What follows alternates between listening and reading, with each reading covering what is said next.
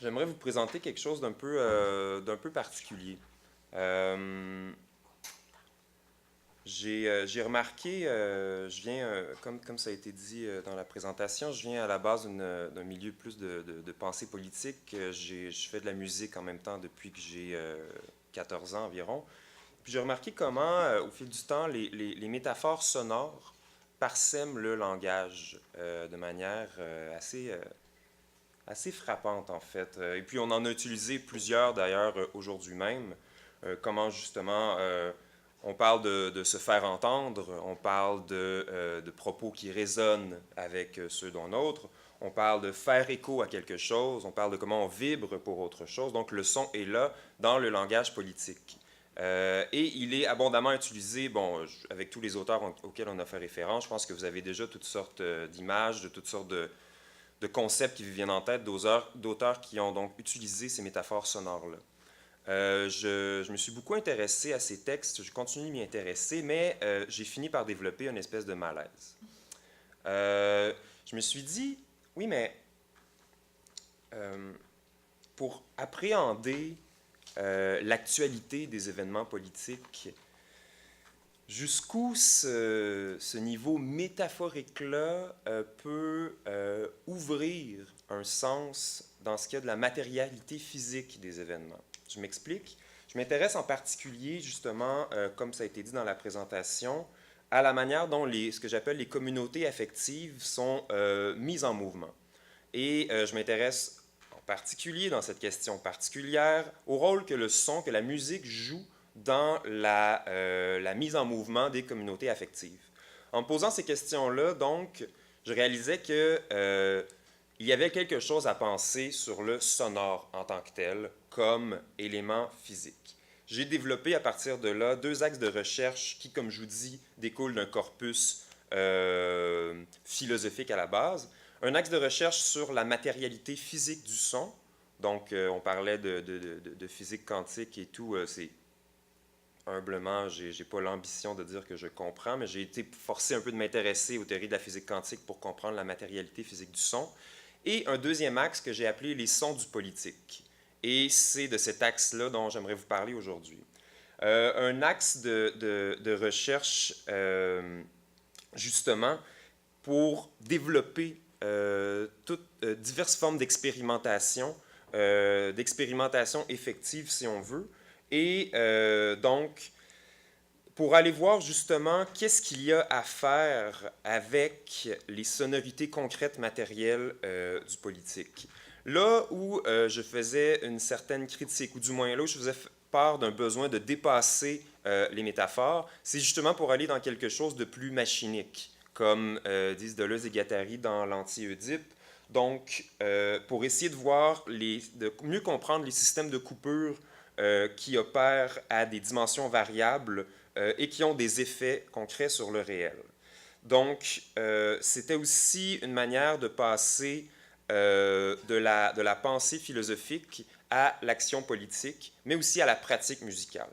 Donc, bon, c'est un peu un long préambule pour dire, en fait, j'aimerais vous esquisser, en fait, devant vous aujourd'hui les bases de tout un pan de recherche que j'ai appelé justement les sons du politique, une espèce de topologie politique, en fait, sur les sonorités du politique. Je m'intéresse particulièrement aux sonorités des mouvements sociaux. Cette question-là m'apparaissait intéressante dans le cadre d'un colloque qui vise à repenser le politique. Et j'aimerais voir jusqu'à quel point le son, qu'est-ce que le son ouvre, montre, nous apprend sur le politique? En quoi les dimensions sonores du politique sont-elles des composantes essentielles du vivre ensemble, des rapports de force? Comment la création musicale, comment l'art sonore peuvent-ils contribuer aux luttes politiques actuelles? Donc, étant au début de ces recherches, je commence un doctorat à l'Université Concordia dans un programme multidisciplinaire qui mêle musique, politique et philosophie. Je voulais humblement, en fait, vous présenter un travail que j'ai fait dans le cadre de ce doctorat-là qui montre un peu comment ces choses-là peuvent se matérialiser. Le projet en question s'appelle Traces of an Absence. Bon, je l'ai fait en anglais parce que c'était à l'Université Concordia, mais surtout parce que la professeure qui demandait le travail était une Américaine et ne comprenait pas un mot français. Donc, il a fallu que j'aille de ce côté-là. Donc, c'était dans le cadre d'un séminaire qui s'appelait Curating Difficult Knowledge. Difficult knowledge, cette question-là qu'on a tournée et retournée dans le séminaire, mais qu'est-ce que c'est qu'une connaissance difficile en fait? Je l'ai pris à deux niveaux dans le cadre de ce séminaire-là. Premièrement, difficult knowledge comme ce qui est difficile à connaître. Et ce qui est difficile à connaître, difficilement appréhendable par les modes conventionnels des pratiques réflexives, c'est-à-dire les modes discursifs, linguistiques, rationnels, intelligibles. Et il faut le dire, et je pense que vous le savez tous et toutes, vous êtes en sciences humaines, le langage a des prétentions hégémoniques, voire même impérialistes dans notre domaine. Il est très difficile de faire autre chose que par les mots.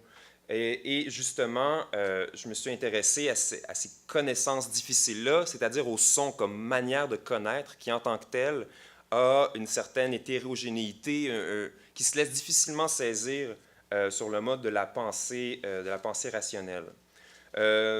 Mais aussi parce que j'avais l'intuition justement que le son, peut-être de par cette difficulté-là d'être saisi par les modes langagiers, les modes rationnels, avait une connexion particulière avec l'ineffable. Mais ça, je vais y revenir.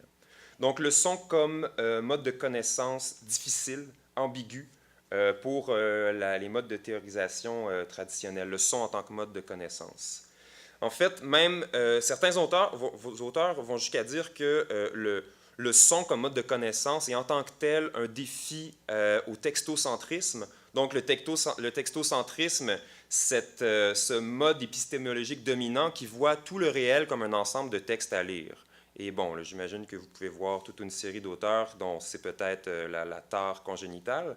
Il n'en demeure pas moins que, bon, pour Maurice de Certeau, en fait, porter attention aux gestes et aux tonalités, donc aux éléments qui ne sont pas textuels, ça constitue en tant que tel un mode de communication fugitif où d'autres modes de sens, des modes de sens subversifs peuvent émerger à l'abri du pouvoir, donc avant qu'ils soient captés sur le mode du langage et de l'intelligibilité. Deuxième pan de la compréhension de la connaissance difficile, une connaissance qui est chargée, qui nous trouble, qui fait vaciller la position du chercheur même et qui brouille même ce que connaître veut dire. J'ai pris ça assez au sérieux dans une optique de recherche-création. J'ai décidé de m'intéresser à ce que j'appelle la dépression politique, et plus particulièrement surtout celle qui suit les grands mouvements sociaux. Donc toutes les questions de détresse psychologique et physique, l'épuisement, la destruction, voire même le suicide qui entourent les actions politiques, qui a une certaine dimension tragique, si on veut. Mais ça appelle aussi à toute une thérapeutique. Donc, bref, j'essaie de faire un projet qui était au confluent de ces deux dimensions-là, de ces deux compréhensions-là de la connaissance difficile, dans une optique de recherche-création qui, j'ose croire, est particulièrement bien positionnée dans toute sa finesse pour adresser ce type de croisement périlleux.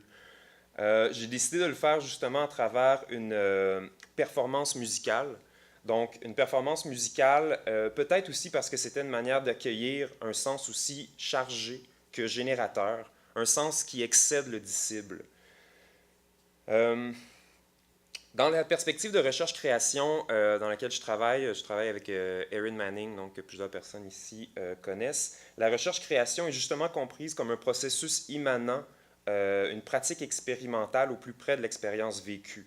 Et donc voilà, ce projet-là devait être un curatorial dream, donc un rêve en fait de commissariat, si on veut, en tout cas faire cette traduction un peu rapide.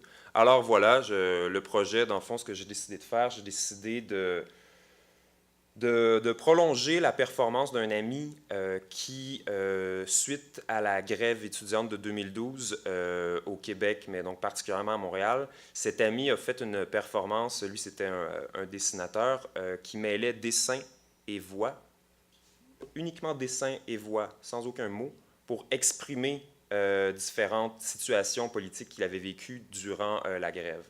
Je dis rêver parce que On avait discuté, cette performance-là m'avait vraiment chamboulé, ça m'avait même inspiré énormément. On voulait faire quelque chose ensemble, un peu pour pousser cet axe de recherche-là.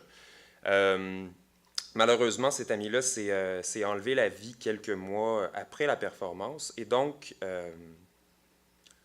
ben, vous comprendrez que la performance commune n'a jamais eu lieu. Donc, mon rêve, ben, c'était ça. C'était de compléter cette performance-là, du moins de peut-être faire ma partie suite à la performance de l'ami. J'ai essayé dans ce projet-là aussi de porter une grande attention à la singularité. Je pense que je n'ai pas besoin d'expliquer tant que ça. C'est-à-dire à la singularité et à la communauté en les respectant encore dans leur hétérogénéité, c'est-à-dire de comprendre que la dépression politique, le ressentiment qui entoure les actions collectives est toujours singulière, mais elle doit aussi à chaque fois être comprise comme un pathos socialement produit. Donc j'essayais de garder en tension ces éléments-là. Et encore une fois, je crois que la démarche de recherche-création est particulièrement bien placée pour adresser cette tension difficile-là entre singularité et communauté. Donc, bon, je vais y aller un peu plus explicitement. Le projet devait prendre la forme d'une performance improvisée parce que je crois que, et bon, je l'ai réfléchi en musique surtout, mais je considère que l'improvisation demeure un moyen de rester au plus près de la singularité des situations, de faire sentir la zone de contact entre les corps et le monde, et qu'elle entretient un rapport fondamental avec le risque. Je réfère là à ce que Jankélévitch a écrit sur l'improvisation et la rhapsodie. Il y avait aussi pour cette performance-là une utilisation volontairement minimaliste de dispositifs techniques, non seulement pour faire écho à la philosophie DIY, do it yourself, qui inspire le mouvement punk et anarcho-écologiste où j'ai connu l'ami en question, mais aussi justement pour essayer de laisser le plus de place aux dimensions affectives et improvisées de l'événement et ne pas trop l'entourer de différents dispositifs. Donc, ce que j'avais pensé faire, c'était une simple performance, donc devant un rideau noir, avec une guitare électrique et un micro pour amener une touche de poésie je parle de poésie qui est dite. Et il devait y avoir simplement une carte à l'entrée, une espèce de carte fermée sur une chaise vide, vous comprendrez pourquoi, qui explique la démarche. Je la voulais fermée, mais ouvrable, pour permettre aux gens qui souhaitent en savoir plus de le faire, mais pour ne pas imposer une information fondamentale aux gens qui décident simplement de rentrer dans la performance. Donc, avant de vous faire écouter un extrait de cette performance-là, deux nuances importantes s'imposent. La première, cette performance-là, en fait, se voulait quelque chose, un mode de partage, essayer de faire vivre quelque chose, une expérience collective. À mon sens, la manière dont Erin et moi comprennent la recherche-création, c'est que ça implique justement une mise en jeu qui est à l'opposé de la distance analytique du chercheur. L'idée, justement, c'est de plonger en plein dans ce qui nous atteint le plus et de voir comment ça peut se travailler. Je dis ça, justement, c'est-à-dire comment ça nous excède même en tant que chercheur. Je considérais aussi que il y avait un processus de co-création qui était intéressant, c'est-à-dire donc de vivre et de faire vivre une expérience sans réduire la singularité de la source d'inspiration, même de celui ou celle avec qui on travaille. Un endroit, donc, et je cite un peu rapidement comme ça Arne et Moten, à qui on a référé plus tôt, donc, qui ont écrit The Undercommons. Ils disent a kind of shared experimentation, a place from which emerged neither a self-consciousness nor knowledge of the other, but an improvisation that proceeds from somewhere on the other side of an unasked question. Donc, d'utiliser la performance comme un mode de pensée, d'étude en tant que tel, pour partir de l'entre, donc entre l'art et la théorie, entre performeur et auditeur, et pour assumer donc une mise en jeu qui implique donc de ne pas rester silencieux simplement dans un mode d'analyse descriptive ou de ne pas intervenir nécessairement sur le plan de je suis le créateur, mais pour essayer de jouer ensemble, de faire jouer ensemble ces dimensions-là. Et il est arrivé quelque chose que j'espérais plus ou moins, mais en même temps qui m'a surpris. Une sorte de mise en abîme événementielle est venue interrompre à peu près tout ce que je viens de vous dire dans la planification, le mouvement de grève du printemps 2015. Alors, on est à l'Université Concordia, on décide qu'on fait la grève et tout à coup, ce projet-là prend une tournure totalement différente puisque, en fait, totalement différente. Il est forcé de bifurquer parce que, bon, ça montre aussi comment un processus de recherche-création est très poreux, ouvert à la contingence. Donc, il se trouve que le cours dans lequel je veux faire cette performance-là, on l'annule, donc on le lève. La professeure collabore, même si elle ne comprend pas trop de quoi il s'agit, puisque, bon, il paraît que ces grèves-là, dans les universités américaines, c'est pas si fréquent. Donc, on lui explique, et puis elle est bien volontaire, mais ça fait tout de même qu'il n'y aura pas de performance.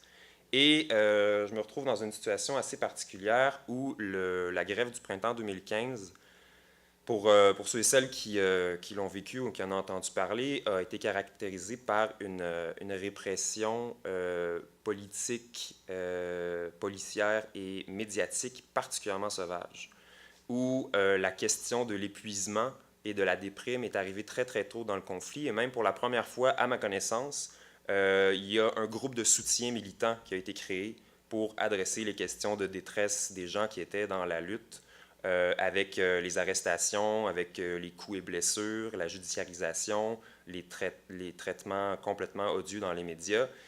Me voilà, j'étais à ce moment-là aussi vraiment touché par ce qui se passait et la grève termine, je suis déprimé et la professeure nous demande donc d'écrire un travail, à savoir comment notre processus, comment notre projet a été affecté par la grève.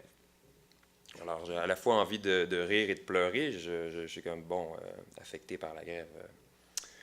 Alors, bon, je passe sur cette partie-là. De toute façon, c'est pas ce qui est important. En fait, je crois que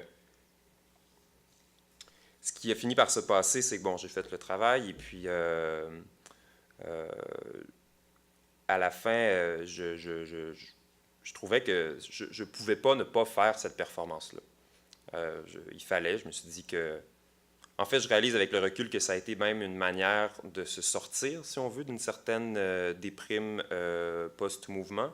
Donc, cette réflexion-là sur l'épuisement militant m'a permis aussi de voir jusqu'à quel point, parfois, au plus profond de la noirceur, justement, au plus profond du nihilisme, c'est là qu'il y a le lieu d'un retournement possible. Et bon, c'est toute la perspective nietzschéenne et post-nietzschéenne, de voir jusqu'à quel point c'est peut-être justement lorsqu'on est le plus épuisé, qu'on est le plus poreux, ouvert au monde, et donc le plus en mesure de se faire des forces à partir des forces du monde. Donc, j'ai fait la performance finalement tout seul dans le studio de pratique où je pratique avec d'autres musiciens. Et j'aimerais vous en faire écouter un extrait. En fait, il n'y a qu'un extrait, parce que finalement, dans le contexte du retour en classe après la grève, pour ceux et celles qui ont déjà vécu une grève, et bon, à l'Université de Montréal, vous en avez fait aussi quand même pas mal, tout est chamboulé, il faut, ce qui était censé prendre plusieurs mois, doit tout à coup prendre une semaine, et puis on est censé tout compresser. C'est dans ce contexte-là que j'ai fait la performance. Donc, je voulais vous en faire écouter un extrait et pour terminer ensuite, peut-être ouvrir un peu sur, à mon sens, qu'est-ce qu'il peut y avoir de pertinent dans ce type de performance-là par rapport à l'approche dont je parlais, la typologie politique, donc des sons.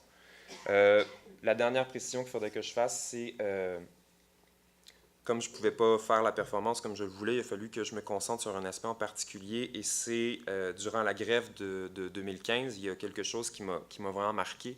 En fait, j'en avais déjà marqué dans les grèves auparavant, mais c'est juste que là, ça ressortait de manière différente. Avec un ami, on discutait en fait comment, dans les moments de manifestation, lorsque la répression policière arrive et que la manifestation est dispersée, ou du moins qu'il y a des affrontements qui sont souvent préalables au dispersement de la manifestation, il se produit souvent un phénomène où c'est par le son que l'on se rameute, c'est par le son que l'on se rappelle. Et comment parfois un petit groupe qui va être en fuite, d'autres gens vont faire « Hey, par ici » ou Hey, on se rassemble » ou quoi que ce soit, et qui va faire que les gens, et c'est quelque chose qu'on a observé, même des fois arrêtent de marcher avant même d'avoir pu bien entendre qu'est-ce qui était dit. Mais c'est le simple fait que le son en vient à faire comme vient toucher les corps avant même qu'il puisse y avoir nécessairement une réflexion sur quel est le mouvement à faire. Et parfois, les gens continuaient, ça ne veut pas dire qu'ils nécessairement y revenaient. Mais on s'intéressait à ces moments donc où le son vient faire sentir le collectif dans une sorte d'immédiateté sensible. L'affaire, justement, dans la réflexion sur la dépression politique, c'est j'ai tenté de réfléchir qu'est-ce qui arrive au corps qui vibre encore de ces sons-là, alors que ces sons-là, en fait, sont absents. C'est-à-dire lorsque les mouvements n'ont plus lieu, lorsque les gens se dispersent, sont dans la solitude, mais qui sont encore affectés par ces sons, qu'est-ce qui reste, en fait, qu'est-ce qui se produit.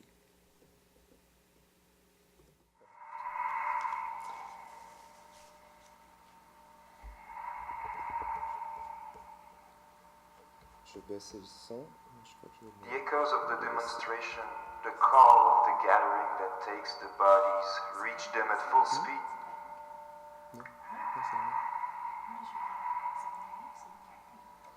These echoes that moves through the solitude, which when they're not audible anymore, the silence, the tension, affected. Lead-weighted, rest in scattered peace still vibrating, their collective tremor.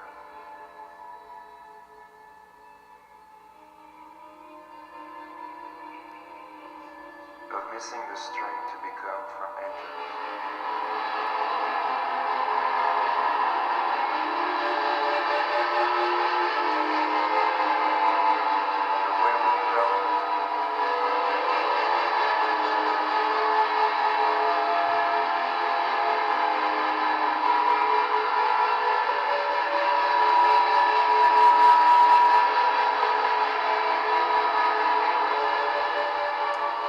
Bon, il est tard. Ce que je vous ai montré, en fait, ce que je vous ai partagé aujourd'hui, est vraiment donc au début de mes recherches. Qu'est-ce que je peux dire rendu là? En fait, si la recherche-création est une proposition transversale qui peut générer des nouvelles formes d'expérience et de connaissances en mettant l'accent sur les aspects créatifs des pratiques, c'est justement en mettant l'accent sur les agencements d'énonciation, leur dimension affective. J'ai l'impression que la musique peut être particulièrement intéressante à ce niveau-là. Donc, c'est sûr que j'ai été beaucoup aussi inspiré par la perspective de Guattari, justement, qui dit « C'est parce que l'affect est la matière déterritorialisée de l'énonciation qu'on a quelque chose à faire avec lui, qu'on peut le travailler en déployant ses dimensions éthico-esthétiques par la médiation des ritournelles. Les ritournelles constituent ainsi une sorte de sélecteur de choix, de machine à options, d'instance de traitement des bifurcations, autour duquel se joueront les degrés de liberté d'un système, les mises en attente aléatoires de la mise en acte et de composantes hétérogènes. À ce carrefour éthico-micro-politique se profilent les différentes figures d'agencement à l'égard des charges de possibles. » J'ai donc l'impression que la musique est donc particulièrement bien placée pour prêter l'oreille à ce qui demeure trop souvent dans l'inaudible sur le plan politique. Et quand je dis musique, je réfère en fait pas nécessairement à une distinction entre musique et bruit, mais la musique comme pensée du sonore, en fait. Comme le sonore qui se pense, cette sorte d'organisation, en fait, du sonore, qui implique une finesse de l'attention auditive. Donc, j'ai envie de prêter attention à la manière dont le pouvoir s'entend.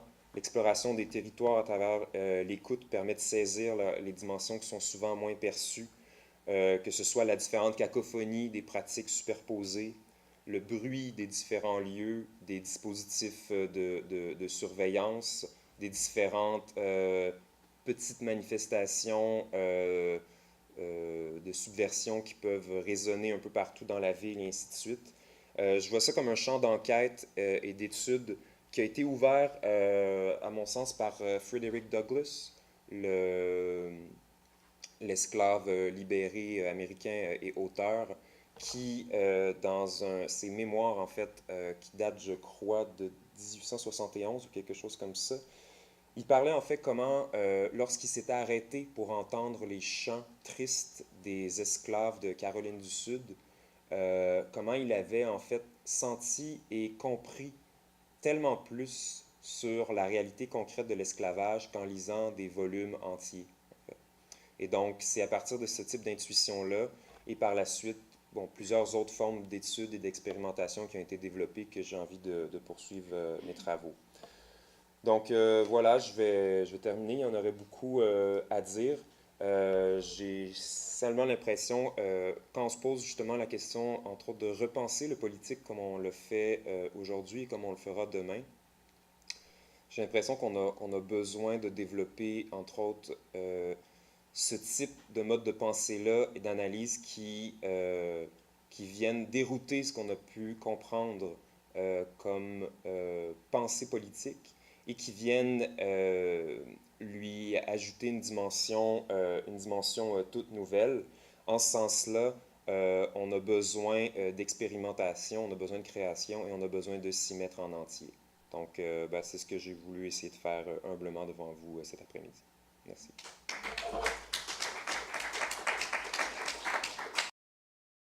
Merci beaucoup, Hubert. C'est une présentation qui est quand même assez chargée. Il y a comme beaucoup d'affect là-dedans. Et puis, je te remercie beaucoup d'avoir non pas ouvert la carte, mais d'avoir ouvert sur ce propos. Ma question, c'est plus, quand tu as débuté, tu as parlé de communauté affective. Ouais. Et ça a suscité ma curiosité. Est-ce que c'est une expression que tu mets de l'avant de ton cru ou si tu renvoies à d'autres qui ont pensé cette... est-ce que tu pourrais en parler un peu, peut-être la définir ou en tout cas élaborer un petit peu là-dessus, s'il te plaît? Oui, ben, bon, évidemment, de mon cru. Je veux dire, ben, j'ai l'impression de l'avoir forgé comme ça, un peu à force de virailler autour des concepts et tout. Je pense que, bon, tu as pu déjà comprendre bon, que ça réfère entre autres à des auteurs qu'on a déjà mentionnés aujourd'hui, à Deleuze, Guattari, Agamben, Blanchot, Derrida et ainsi de suite.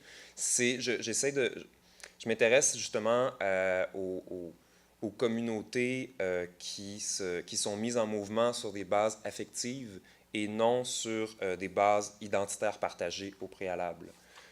Ça peut être une définition en fait très vague. J'essaye finalement de voir ces phénomènes où on parle en fait où il y a de la communauté. Et comprendre la communauté comme quelque chose qui circule, comme un lien sensible entre les êtres, plutôt que comme une appartenance identitaire où il y aurait justement une frontière, nous, eux, qui pourrait être basée sur la base de critères prédéfinis. Donc, on parle de communauté aussi évanescente que puissante. Je m'intéresse à ce que la musique peut en faire. Blanchot parlait de la communauté des amants, donc qui peut être une micro-communauté de l'intime. C'est aussi, par contre, le sentiment qu'on peut sentir dans une émeute, où justement, il va y avoir quelque chose qui va dépasser les différentes composantes pour déferler sur le monde. Donc, je ne sais pas jusqu'à quel point ça répond à ta question, mais... Ben, ça répond. Maintenant, si tu peux en rajouter un petit bout sur l'affectif là-dedans, est-ce que c'était... Moi, j'ai cru comprendre que dans ce cas-ci, il y avait plusieurs couches d'affect, mais j'aimerais peut-être que tu en parles un petit peu plus. en termes de... Parce qu'il y a un niveau personnel, il y a un niveau collectif, il y a le niveau sonore, il y a... Dans ce projet-là? En fait, dans ce projet-là, mais ta présentation commençait quand même en 2012. Ouais. Donc, c'est comme un processus qui est de plus de 3 ans et demi. Oui. Alors, il y a quand même beaucoup de niveaux par lesquels l'affect est abordé dans ce que tu dis. Mm-hmm. Ce seraient lesquels les plus importants pour toi? Wow. Pour faire bref, je dirais que en fait, j'essaye autant que possible accueillir et porter attention aux affects dans leur singularité et justement comment je peux dire ça? Je m'intéresse particulièrement au caractère intensif et transversaux des affects, ce qui fait qu'ils peuvent traverser des coordonnées d'espace et de temps, ce qui fait souvent qu'ils nous atteignent malgré nous, avant même en fait qu'on a réalisé que quelque chose nous est atteint. C'est une question qui est profondément éthique. On en parlait, suite à Spinoza et la lecture de Deleuze et ainsi de suite. J'en suis venu, je dirais, à... Bon, évidemment, il y a toute une dimension existentielle, une dimension problématique, théorique et ainsi de suite. Sur le plan de la musique, j'en suis venu à m'y intéresser justement parce que, en fait, c'est à force de jouer avec des musiciens, de faire de l'improvisation, je remarquais on n'arrivait jamais à parler, en fait, des moments les plus réussis. Quand on dit quelque chose, que ça se passe, que ça le fait, yeah, je sais pas, il y a quelque chose qui... Puis à force d'avoir un peu ce manque de vocabulaire-là, j'en suis venu à chercher et puis à... Tout me ramener à ça, cette question-là d'affect, justement. Ce qui nous atteint malgré nous avant même qu'on puisse vraiment faire sens à partir d'eux, mais qui pourtant reste, même si parfois c'est extrêmement furtif, reste parmi les moments les plus prenants de l'existence. Bon, après ça, comme je disais, c'est que dans ce processus-là de recherche-création, je m'inscris dans la grande lignée nietzschéenne où c'est une espèce de mise en jeu totale. Je veux dire, je suis musicien, je suis activiste, c'est comme une espèce de continuum où ce projet-là de recherche-création, mais même l'ensemble de la démarche que je fais est comme une espèce de mise en jeu, d'approfondissement. J'essaye énormément, et j'espère que ça n'a pas paru comme ça, mais d'éviter tout ce qui peut ressembler à diverses formes d'autofiction et ainsi de suite. Le point, c'est pas justement de mettre le moi comme scène exploratoire, au contraire, c'est d'essayer d'explorer différentes formes de sortie de soi à travers toutes sortes de mises en travail. Mais bon, on pourrait en parler longtemps, mais je pense que c'est un peu l'espèce de perspective globale. C'est d'essayer de se rendre à la fois le plus faible et le plus fort possible pour se lancer dans ce type d'aventure-là. Merci. Juste une petite question. Tu as parlé à un certain moment de difficult knowledge. Ouais. C'est quoi pour toi la connaissance difficile? Tu disais déjà, tu as déjà évoqué la difficulté à traiter ça, mais finalement, dans ce projet ou en général dans la recherche-création, c'est quoi la connaissance difficile? Et comment tu peux rendre palpable à travers la musique? Ça c'est une bonne question. Mais en fait, j'ai l'impression que la connaissance devient particulièrement difficile quand elle croise ces deux manières-là dont on peut la comprendre, c'est-à-dire connaissance difficile quand on maîtrise mal les outils, quand on ne sait pas trop comment aborder un phénomène, et connaissance difficile quand ce qui est connu, même fait vaciller notre position de chercheur et nous atteint de plein fouet. Si vous pensez aux sujets qui vous sont les plus douloureux et qu'on vous disait, on vous donne des instruments que vous ne connaissez pas pour les travailler, c'est ce que j'appellerais un connaître difficile. Dans le cas de la musique, j'ai beau être musicien, je veux dire, j'ai surtout une formation en pensée politique, en philosophie. C'est sûr que, je veux dire, quand je me retrouve avec ma guitare électrique dans les mains puis que je me mets à penser à ce que j'aimerais transmettre, ça se passe pas comme ça, là, souvent, quand on fait un jam ou qu'on compose une chanson. Donc, c'était un peu ça aussi. Après ça, bon, la connaissance difficile, je pense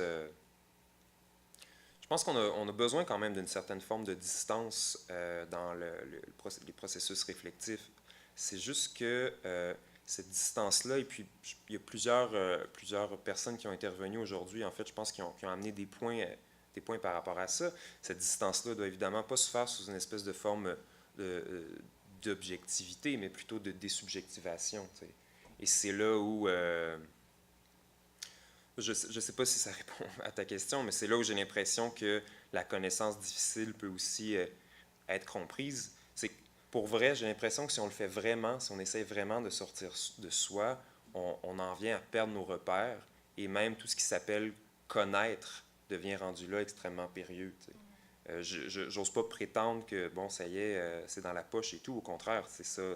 Je pense que c'est un champ qui est à élaborer, en fait, collectivement.